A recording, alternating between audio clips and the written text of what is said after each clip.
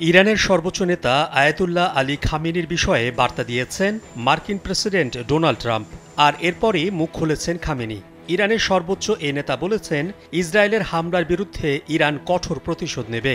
Social মিডিয়ায় দেয়া এক পোস্টে তিনি এ বার্তা দেন। এমন খবর প্রকাশ করেছে আল জাজিরা।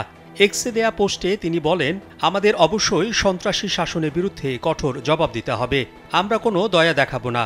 এর আগে ইরানের আকাশসীমায় পূর্ণ নিয়ন্ত্রণ ও দেশটির সর্বোচ্চ ধর্মীয় নেতা আয়াতুল্লাহ খামেনির অবস্থান শনাক্ত করার দাবি করেছেন মার্কিন প্রেসিডেন্ট ডোনাল্ড ট্রাম্প।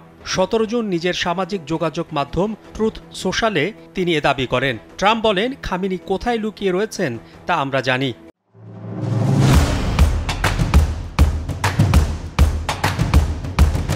অন্য এক পোস্টে তিনি লিখেছেন, শর্তহীন আত্মসমর্পণ।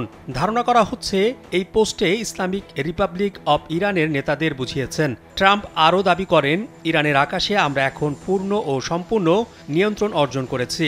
তবে এই সংঘাতে মার্কিন বাহিনীর সরাসরি জড়িত থাকার কথা ঘোষণা করেননি তিনি। তার বিবৃতিতে আমরা বলতে কাদের বোঝাচ্ছেন তা স্পষ্ট নয়। ট্রাম্প নিজের পোস্টে আরও বলেন, ইরানের কাছে প্রচুর পরিমাণে ভালো আকাশ পর্যবেক্ষণ ব্যবস্থা এবং অন্যান্য প্রতিরক্ষা সরঞ্জাম ছিল, কিন্তু আমেরিকানদের চেয়ে সেটা তত ভালো নয়।